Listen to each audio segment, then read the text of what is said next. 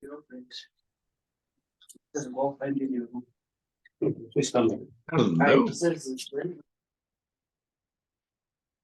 How are y'all doing?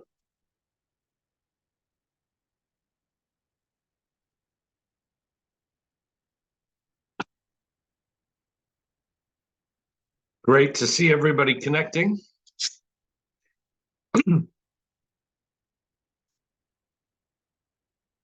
Pardon my little bit of facial hair here. I'm trying to grow a beard. We'll see how well that does. Has everybody's weekends been good? Yes, sir. Good, good. Well, hopefully we'll be ready to dive in. Let's see, there's some stuff in the chat. I'm doing pretty well. Technically, Claflin has fall break, so we have today and tomorrow off, but I know that nobody else in this course is at Claflin, so I just figured we'd just as well go with class. Now next week I'm probably going to miss 2 classes because I have to go to that Africando conference, but I'll keep you posted. We may have a guest lecture in one of them, and I'll just keep you posted with that. I noticed, I looked at the flips, and only one person has done the latest flip, which is on climate classifications. And Dr. Farousa is going to be grading that. So I'm going to go ahead and share that link. It was out in the last email, but I'm going to go ahead and paste it in here. So if you haven't done it, please make sure to do that one. And that's based on the climate classifications lecture that Dr. Farousa did. And that PowerPoint was sent out, as well as it's on Moodle for those that need it. With that said, thanks, Caldrian, for submitting yours. You're always the first to submit, which is great. Let's see, I'm going to go ahead and do this. Yeah, and that's so. We are at the future of climate change. So we know the climate has been changing over the last 150 years, since the mid 1800s. We know that there's lots of things that reflect this, right? We know what things are responsible. It definitely looks like CO2 emissions are what is responsible for climate change that we're seeing in the modern era, all due to the burning of fossil fuels. And last time on Friday, we talked about how to predict future emissions, which are going to be important if we're trying to predict future climate change and where things are going. When you're headed off a cliff, it's really important to see that you're aiming towards a cliff and you're about to go off. So it's, in order to see that cliff and what it looks like, we need to be able to predict future emissions and future warming. And so what we talked about last time was the IPAT relationship.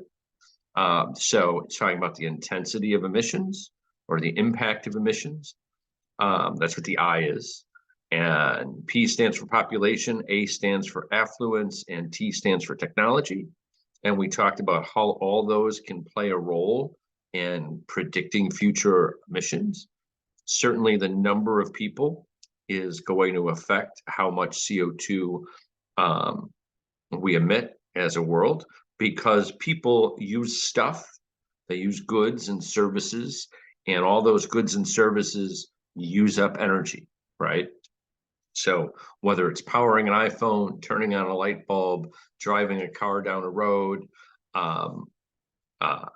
producing, 2 pounds of beef for hamburgers, all of these things have energy costs that go into it. Whether you physically expend the energy to create the product, or they do it the plant that makes the product, or somewhere else, all of our goods and services have a certain amount of energy attached to it. And so how we get that energy is really important. One, is that energy coming from fossil fuels? Which fossil fuels? That's going to impact our CO2 emissions versus renewables, which may not have any CO2 emissions. Also, how efficient our devices are at using that energy. More efficient devices will require less energy, therefore less emissions. And so then it all comes down to who's using what and how much. And so we have a term in there called affluence. That's the A in IPAT, which is basically how rich people are. How much goods and services do they consume and produce, et cetera. And so all of these can be put together in a relationship, like a little mathematical equation. We talked about this last time to kind of help us predict the amount of CO2 emitted. And so it takes into account the population, the number of people, the number of dollars of gross domestic product per person. So how much goods and services they use. How much energy each dollar of those goods and services require, and then how much CO2 is emitted for each joule of that energy. And so when you multiply all those things together, you get an amount of CO2. And we looked at trends over the last 60 years, both in population, GDP per person, energy intensity, and carbon intensity. And we saw that it's actually quite well predicted by this IPAT model when you look at what the IPAT predictions would suggest based on those, how those different factors intermingle. But to use these models, we have to make, so if we want to think about, so that was the last 60 years, right? We can compare, what the affluence was. We can look at the population growth.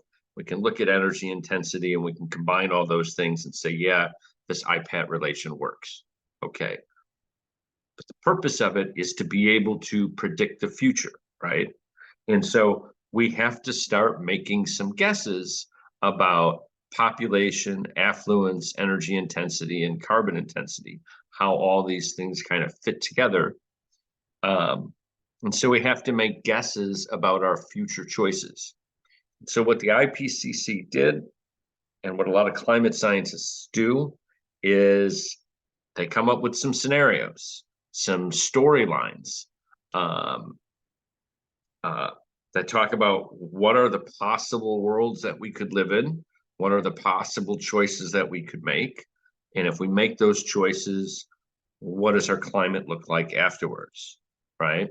And so we want our full set of scenarios kind of to span the whole range of future possibilities, so we have an idea what to expect, because we don't know what our future choices as a globe is going to be. We don't know what countries are going to choose to do in terms of energy efficient machinery, or which sources they use to derive our energy. Is it going to be sustainable stuff? Is it going to be fossil fuels, et cetera?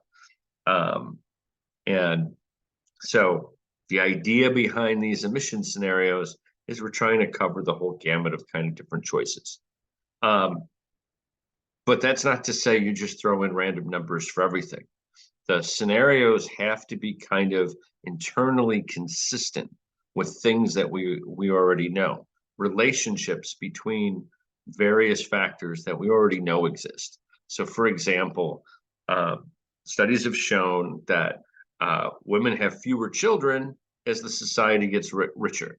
So the richer countries tend to have much lower rates of population growth. Some of the richest actually have slightly negative population growth. So that's it's a factor that's been well known. Poorer countries tend to have much higher population growth. We've seen it also tracks with education. More educated a woman is, the less likely she is to have lots more children. So that says a lot. So that would suggest that societies with higher economic growth are going to have lower populations in the future than they would have otherwise. And scenarios with low increases in affluence, or how rich folks are, would have greater populations in the future. So there's these different linkages, not many, but it's important to know them. So there's this linkage between population and affluence, right? How well folks are doing really affects the population growth, okay, the birth rate. There's also another linkage between affluence and energy intensity. With energy intensity, we generally find, okay, so remember what is energy intensity? Can somebody tell me again what that is? Energy intensity. We've got carbon intensity and energy intensity. Remember, we split technology into two terms.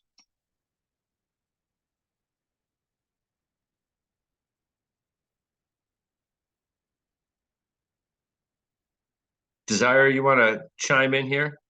What's energy intensity again? I see that smile. They're like, oh, put on the spot.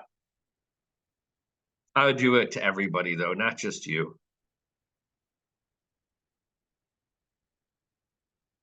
I think you're on mute still. Is it the measure of energy efficiency or inefficiency within a society? Yeah, exactly. So, for those of you who have iPhones, the iPhone batteries last a lot longer with the newer iPhones.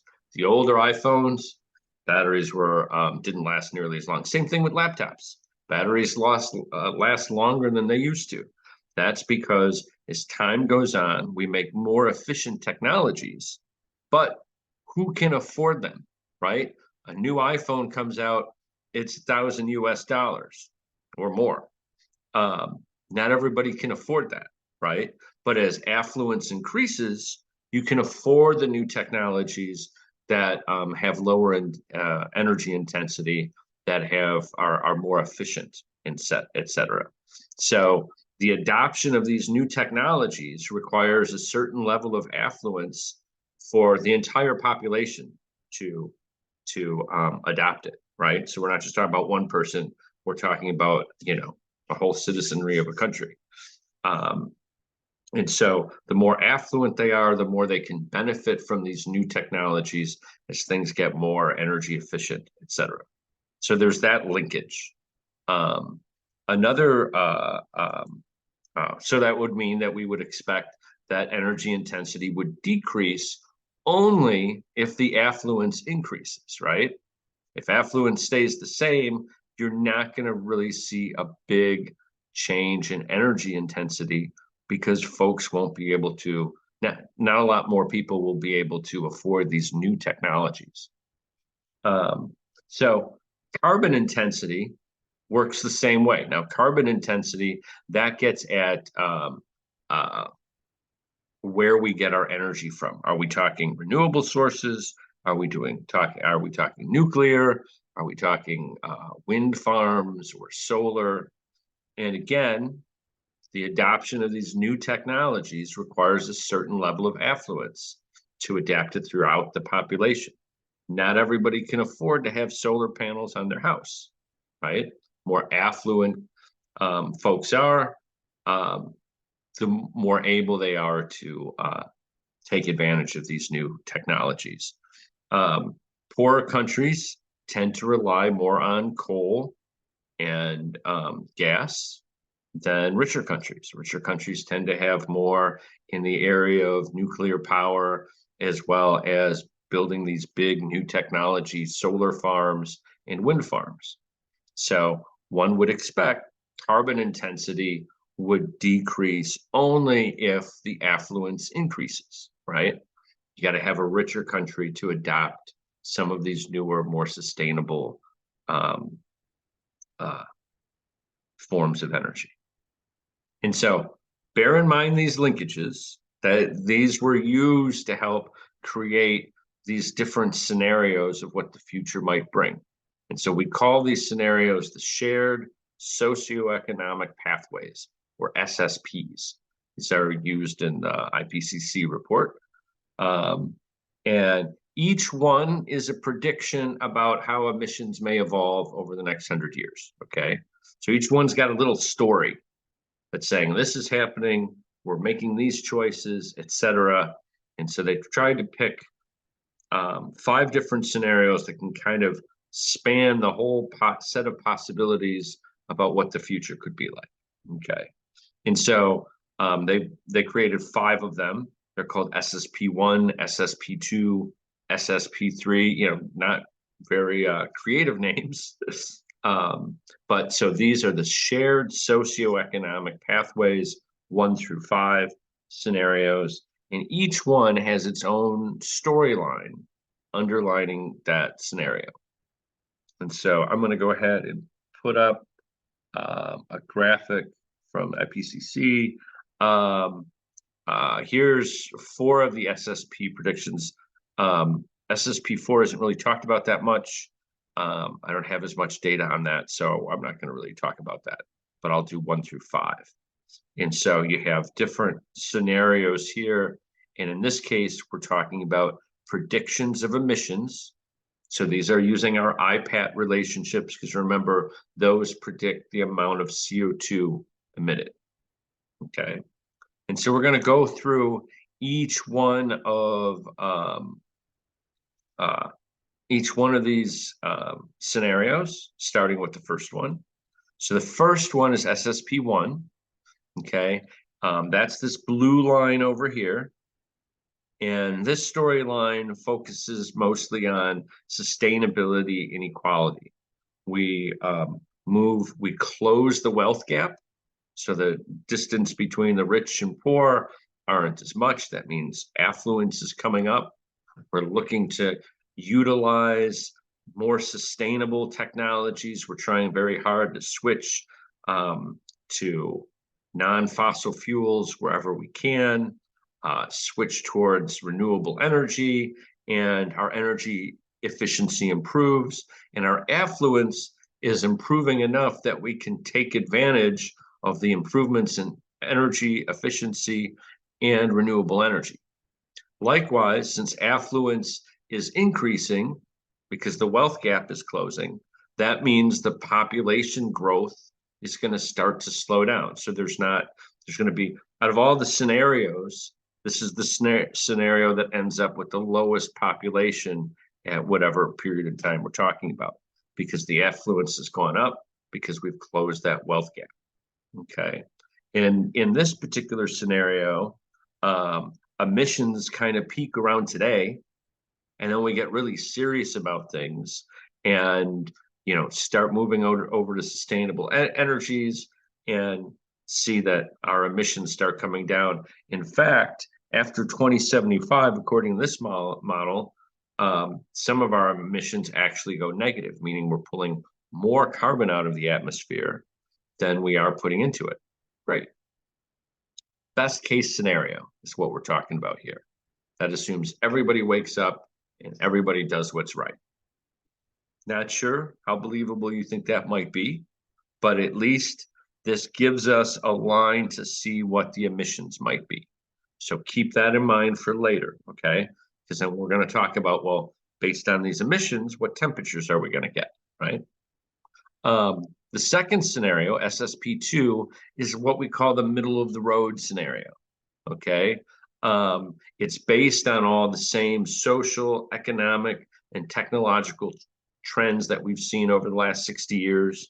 So we're assuming that we're going to go in the same direction on each one of these that we have in the past. So they're kind of like nothing's changing in terms of the direction that we're headed, right? We were becoming more energy efficient. We were starting to get lower carbon intensity. Population growth was still increasing, but affluence was also increasing. Now, one can argue, are those things going to remain constant or not? We know that China and India are really revving up their fossil fuel production. So that could be a concern. But this is what we call our middle of the road scenario. It's basically an extrapolation of today's world where not much changes. No new dynamics emerge. So China doesn't completely overwhelm us with coal, all those kinds of things. And so in this case, our emissions peak at around 2050. It's kind of what the world is is shooting for. I know the U.S. president here, Biden, is trying to have our emissions peak by 2050 and then go down, and then continue to decline afterwards. So that's this orange line or yellow line. That's SSP2. SSP3, that on the other hand, is a world that's full of a lot of regional rivalries, okay? Inequality still continues the trend that it's been on, and we see a more unequal world, which means the rich get richer and the poor get poorer, which means as a population, remember, the rich is a tiny percentage of the overall population. And so if they get more affluent, it doesn't really affect things as much, right? We're talking about the large, group of population. And so with a large inequality, that means that most people don't have high affluence, which means that one, population growth is going to increase, right? Because remember, the poorer countries are, or the poorer people are, they tend to have more kids, right? We also know that with this wealth gap increasing, and there being a larger difference between the richer and poorer, we know that this leads to conflicts and increased nationalism, more fighting between borders, more fighting within countries, between the haves and the have-nots. This is a world that tends to have a lot more war. Because the wealth growth is slow, fewer people can adapt these newer technologies. So our technological growth is slow as well, which means we still continue to have a fairly strong reliance on carbon intensive energy sources like coal and natural gas. And so it's not as great of a storyline here, right? Our emissions just continue to increase. Slowly but surely, they continue to increase beyond 2050, beyond 2075, beyond 2100, and it's just slowly increasing. Overall, out of all the different worlds and scenarios, this is the least wealthy world, and so the low wealth tends to dominate the trends in here, okay? Which really gives us strong arguments why solving some of other society's other problems like wealth gaps and income inequality is so important to this picture on climate change, because it really does affect emissions. It affects how many kids people have, it affects whether they can afford more efficient technologies, and it affects whether countries can move away from fossil fuels because they're the cheapest to consume. Okay, so that's SSP4 or SSP3, which is our green line. And then we can move to SSP5, this one here. Now in this one, in this storyline, it's still a rich world. Affluence is increasing, very similar to the SSP1. But we decide to just stick with fossil fuels. So we listen to the propaganda out there, put out there by variety of different fossil fuel energy companies that say we don't have to do anything about climate change.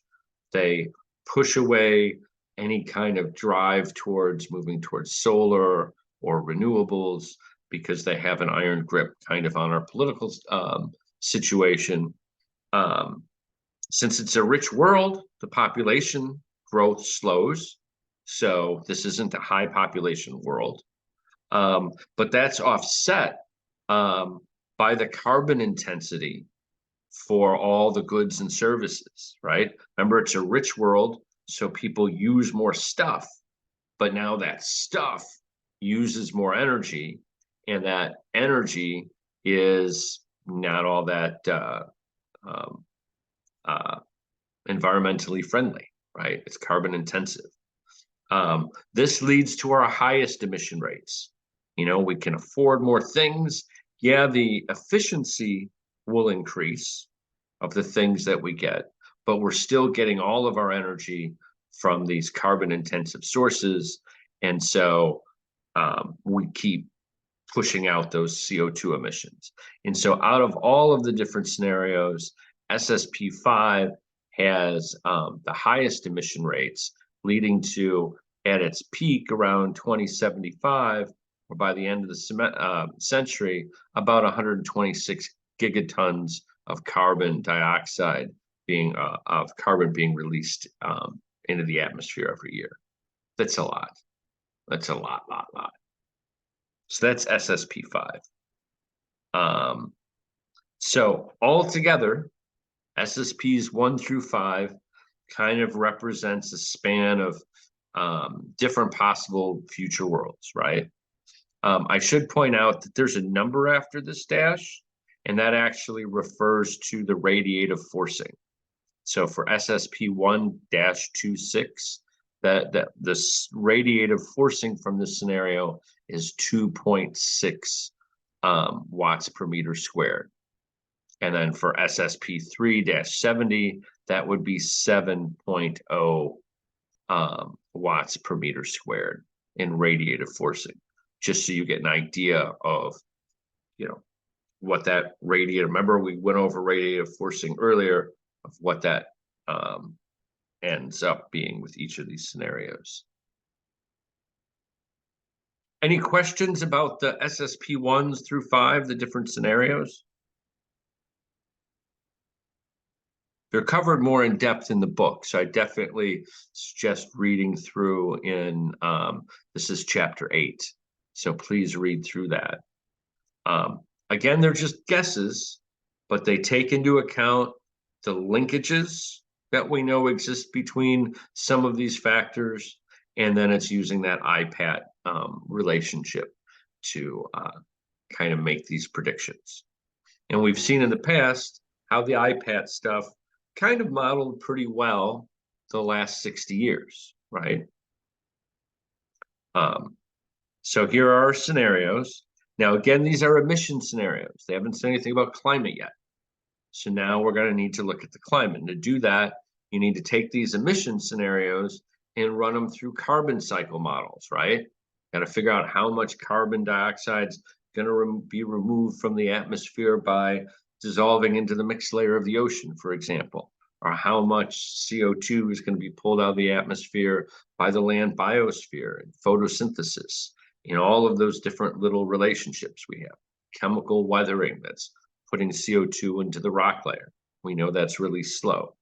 And so by putting these amounts of CO2 into these carbon cycle models, we start to get an idea for what the atmospheric CO2 levels end up being with these models, right?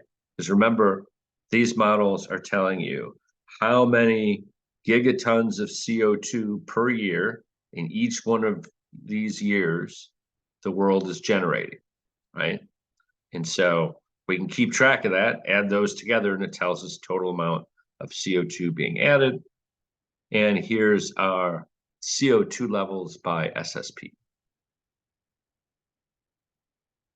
So our lowest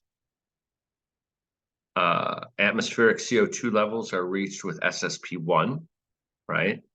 That leads to the lowest total amount of CO2 in the atmosphere. Remember, we're around 441 right now. And so it doesn't really, remember the idea is we stop pushing more CO2 in the atmosphere today, and we start really lowering the amounts of CO2 that we're putting in the atmosphere. Like we peak today. That's the idea behind SSP1. That's our best case scenario if we started lowering our emissions by today. And so you can see the CO2 levels rise a little bit, and then they actually begin to come down a little bit by 2100. That's great. Okay. The worst of which, obviously, is SSP5. Remember, this is the one where we stay reliant on fossil fuels, and it's a rich world. Okay, people are affluent, they can afford a lot of different things, so population doesn't increase as much, but all of our devices are carbon intensive. Our energy is carbon intensive. And here we see atmospheric CO2 levels keep going up and up and up. And actually, there's an inflection point. So the rate of increase is actually increasing over here as time goes on. This leads to the highest amounts of CO2 in the atmosphere, as you might guess. Okay. Remember, we had our middle of the road scenario. This is just based on current trends. And then this green line was what happens if affluence doesn't increase, if affluence stays the same or goes down, right? If you have increases in inequality. This is a poor world. This is a rich world. Notice a poor world does a little bit better than a rich world relying on carbon-intensive stuff. Okay, so these give us our total atmospheric CO2 levels in parts per million. We can see that the worst one is going over 1,000 parts per million and still going up after 2,100. So now we know that as carbon dioxide increases, if you think about our favorite equation, that's like increasing N. And so we would expect the temperature to increase. So we're going to take these emissions, these amounts of carbon in, and we're going to put them through our most sophisticated global climate models, right? These are climate models that look at the radiative forcing of the CO2 levels. We covered that in one of the chapters, how you do radiative forcing. And it takes into account the feedbacks that we talked about in the following chapter and how these feedbacks amplify increases in CO2. Remember, in the examples that in the last 60 years, the amount of warming that we've seen, only 30% of that was due to the sheer radiative forcing of just the CO2. The rest came because of these feedbacks, the ice albedo feedback and the water vapor feedback, the two largest among the feedbacks. Okay, so we're taking our CO2 levels, and now we're going to put them into our climate models, and let's see what predicted temperature looks like. And so this is what we're left with. So this is our historical line over how temperature has changed, right? And then for SSP1, that's the one where we stop increasing our emissions today.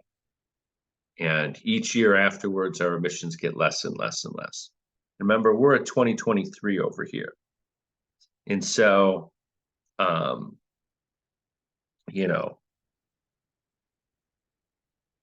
if you look at SSP1, you can see the temperature starts to level off by 2050 and remains kind of constant up until 2100. For SSP2, that was our middle of the road, just based on current trends. That we see after 2040 and 2050, temperature still continues to increase until we get a 3-degree temperature anomaly. Okay. And then our worst, well, that's SSP5. And that one shows a plus, got that right? I'm sorry. Okay, sorry about here. Shows a plus 5.5 degrees Celsius temperature anomaly since pre-industrial times. Remember, we're already at 1.1 now, right? Here's pre-industrial times. Here's us now. We've already warmed 1.1, okay? And so how much left is to go? This is going to be about another 4.4 degrees if we do SSP5. If we just stick on this is huge amount. It may not seem like a lot, but as we'll learn in the next chapter, these small 1-degree differences are huge. Remember, the difference between now and the last ice age was between 4 and 6 degrees. Okay, so not a lot. The whole surface of the planet can be very different based on just a few of these degrees. and global temperature anomalies. Now, under the best case scenario, the world only warms 2 degrees Celsius since pre-industrial times. That means we still have, under the best scenario, 0.9 Celsius to go. So whatever climate change effects we've seen since pre-industrial times till now, we'll see double that. That's kind of scary. The other thing you should notice is that if we're here at 2023, notice that for the next several decades, all the climate predictions are pretty much the same, right? Doesn't matter if you're SSP5 or SSP1, pretty much when you're looking at 2030 and 2040, all of these things are the same. So despite the huge differences you see in emissions, the warmings are pretty similar until about 2040 to 2050, and that's when these things start to diverge. Now, we're all going to be alive, hopefully, in 2040 to 2050, which means that we're going to see the results of the choices that we make now, right? Because the point that I want to make out is that at least for the next few decades, it's already been baked into the pudding, right? Well, the climate is going to be determined by the emissions that have already occurred. Can't do anything about it. We could stop today. We're still going to get a total of 2 degrees Celsius temperature rise. That's an additional 0.9. Okay. So we don't have much control over the warming in this first half of the century, but what we do have control over is the second half, right? So this half of the century after 2050. So the part that we get to live to see the results of our choices. And they're going to be very different. Our children are going to be living to 2100. And so these are the different possible worlds our children could be living in. You know, this is probably the worst. This is probably the best. And so this is the range of worlds that they're living in. 3 gets pretty bad. I don't like to think about beyond 3. We're going to have a project coming up soon in class where y'all are going to start researching what are all the different effects if, you know, we have if we get a +3 C temperature anomaly. What are the effects if we get a +4? What does that mean? So this is just something really to pay attention to and let it sink in. Okay. To address, we can't change anything in the next 20 or 30 years. Whatever we do now, that's going to be the same. If we cut things now, then our best case is we end up with SSP1 in 2050, right? So addressing climate change in 2050, we have to make investments now, okay? Politically, that's a hard thing to do because you're asking people to invest now and they're not going to see the benefits for 30, 40 years. And they're going to have a hard time picturing what those benefits are. Any questions about these so far? Okay. So what about beyond, that's not supposed to be 2011. What about beyond 2050? Okay, so let's look at long-term climate change. So year 0, that's kind of where we are now, okay? So this plot is going to show us 20,000 years ago because we want to see what the long-term trends are. Note that now we're in the fossil fuel era. And it's really a brief era, right? It started in the mid-1800s. and it's going to end probably this century, probably not much longer. It's going to end, definitely. It will end. We will stop using fossil fuels. The question is going to be how long it's going to take and how quickly do we get off them. But we'll stop. We'll run out of them too. But we'll stop because it's killing us. So over the past 20,000 years, this is what our temperature has looked like with climate change. Okay. Notice the warming that we get here. That's coming out of the last ice age, right? Once we came out of the last ice age about 10,000 years ago, for about the last 10,000 years, we've been pretty constant in temperature. It hasn't, or I'm sorry, in CO2, it hasn't changed all that much, right? But now we've entered the fossil fuel era. And relative to the amounts in parts per million of CO2, this is what we're seeing. Huge amounts there, right? Big blip. Probably tops out at about 1,000 ppm. Now, this is assuming the mid to high emission scenario, okay? So SSP3 to SSP5 is what we're talking about here. Emissions are our CO2 concentration is gonna peak at about 1,000 ppm. So CO2 would be 1 part per thousand instead of 1 part per million. And they spike. And then, of course, CO2 is going to be pulled out of the atmosphere. But notice the time here, right? We know quickly, relatively, CO2 is going to be pulled out by the mixed layer, right? And a certain amount by the land biosphere because of the increase in photosynthesis because we're at a higher concentration of CO2. But once that mixed layer pulls out as much as it can, remember there's a slow exchange with the rest of the ocean, with the bulk ocean. And so it takes much longer to pull more CO2.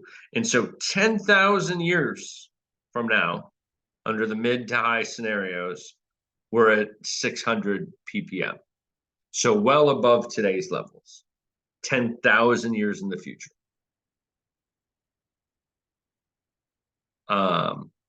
Even though the emissions only lasted a few years, they did peak quite high, and the CO2 stays there for a very, very, very long time. Now, in terms of temperature, this is what our temperatures look like. So notice our differences in temperature around 4 degrees anomaly from the current present, negative. And then our temperatures bump up in the same scenario by up to 4.4 degrees. And then, yes, CO2 does start to come out of the atmosphere like we saw here, but temperature does not cool that very fast, right? So it peaks at about 4 degrees Celsius, but it stays warm for a very, very, very long time.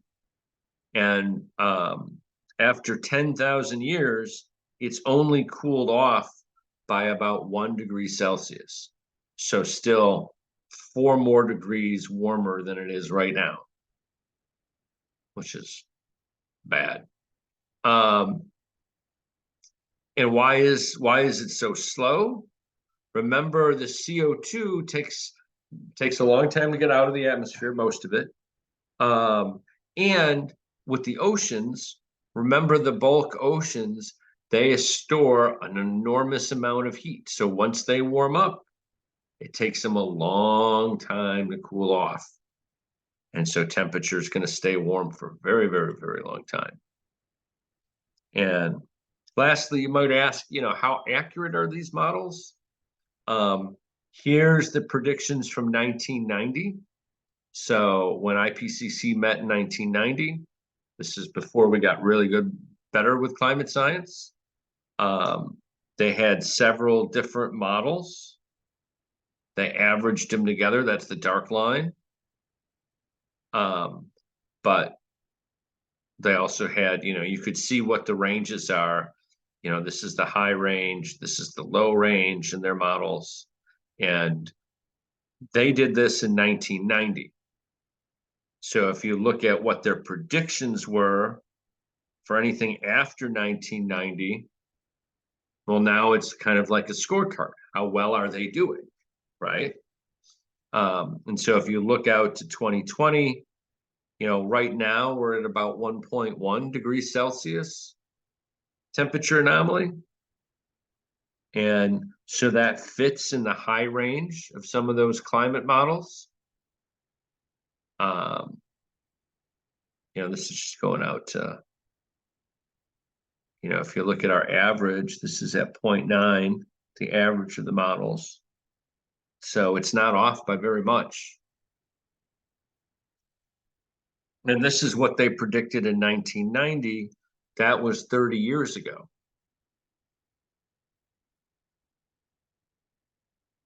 30 years ago, they predicted a 0.9 degrees Celsius increase by 2020.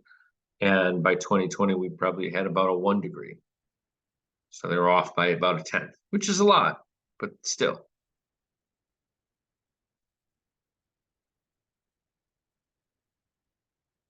So, somewhat depressing. Now, to scare you even more, those models, none of those scenarios really factor in the most worrisome of all the feedbacks, which is the permafrost feedback, right? If the permafrost starts to melt and release all that CO2 and methane, then CO2 keeps getting, greenhouse gases keep going into the atmosphere and they don't stop. And we can't stop them because it's going to happen all on its own from all the stuff decaying in Antarctica. So that would be bad. That's what we need to avoid.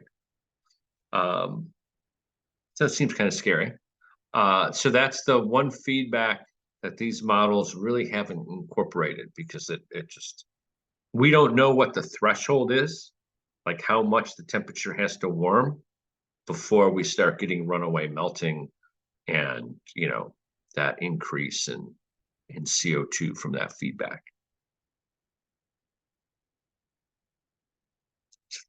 So this is the magnitude of the problem. Now we understand how we measure temperature. We've seen that the temperature is changing. We understand the physics behind it. We've matched our predictions to observations. We've looked at all the possible causes of the heating, saying, can it be anything other than fossil fuels? Could it be this or that? And we're really just pointed in one direction. Science is pretty clear. And based on predictions, the best ones we can do, we have a good idea of what's the best we can achieve and where the worst probably is. There's a lot of different social factors that play into this. So, if you're interested in social justice, that has impacts on climate change, right? Because we're talking about the wealth gap, right? So there's a lot of different things to do there. If our best case scenario is a 2-degree temperature anomaly since the 1800s, that means we still got about another degree to go. And so that's the world. If you're trying to use biotechnology to adapt to a new world, that's the temperature change you at least have to adapt to. So if you're trying to make plants that are more temperature tolerant, you got to figure what comes with a 1 degree warmer than we're at now globally. Remember, these are global temperatures, and we'll see in next chapter that can mean very different things for very different regions, right? Because the averages, when you average everything out, the extremes cancel each other, right? The global temperature anomaly is an average around the whole globe. We know the northern hemisphere gets warmer than the southern hemisphere. We've seen the temperature anomaly differences for both.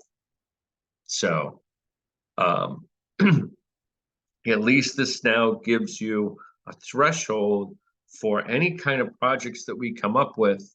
At least we know what to expect in terms of the lowest best temperature that we're going to have to deal with and adjust to.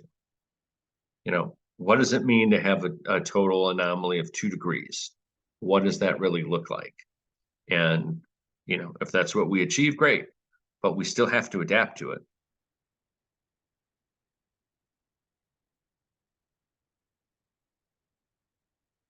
I was just going to ask on your last point, if there was a kind of a dramatization or a play-by-play of each temperature anomaly, of course, from 2 degrees up to 5, as the graph had showed, is there like some type of maybe short video of that? Well, that's what I want us to find, because that's something that I think is going to be really good in terms of a little research project for each one of us that I want to put together for the class. It's going to be an assignment coming up where we try and figure out, okay, if the temperature anomaly is going to be this, if we're dealing with this scenario, what does that mean? You know, what does it mean for hurricanes? What does it mean for droughts? What does it mean for the temperature map of all the different countries, right? In some scenarios, there's good portions of the Mideast where the temperatures that they reach are too hot for humans to live in. And you might say, oh, well, you know, humans are adaptable, we're creative, we've got technology, they'll just do air conditioning. Air conditioning, with the physics behind air conditioning, can only lower the temperature of the building by about maximally 30 degrees from outside temperatures. I'm talking Fahrenheit, so less than Celsius. And so that means if it gets too hot outside, even if you're blasting your AC, it's going to be too hot inside. And so humans just can't live in that region of the world. What happens to those people? Well, they're going to have to move. And we already see what happens when you have big disruptions with immigration. You know, that leads to wars and all sorts of conflicts, strains on resources, that kind of thing. And so what do we see in a 2-degree world? What do we see in a 3-degree world?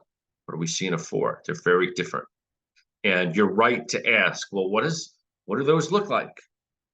You know, what do they look like in my country? What do they look like where I live? Right? And those are the questions where I want to devote a good portion of the next part of our course. And then we're also going to look at different species. You know, what are these little ground, you know, specific effects on biomes that we have to worry about? Because that's where the biotechnology comes in. And what these specific effects need, who needs the most help?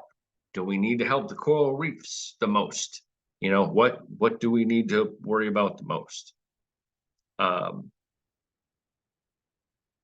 Now, I know all this stuff seems scary and bad, so I'm going to jump ahead several weeks and just say there is a lot of stuff we can do about it. And there are a lot of neat ideas and technologies. I think I shared one, how they're pumping CO2 into certain rocks, you know, putting in water, pumping into rocks, and they're getting sequestration. That's cool. Kelp farming.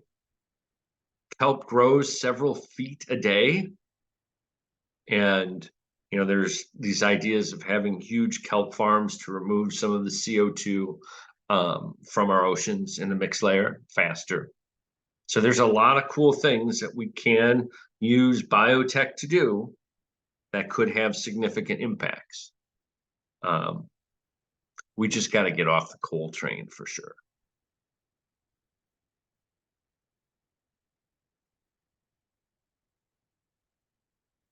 Okay, everybody, have a great day. We'll talk again on Wednesday. Thank you, Prof. Okay, thanks. Bye-bye.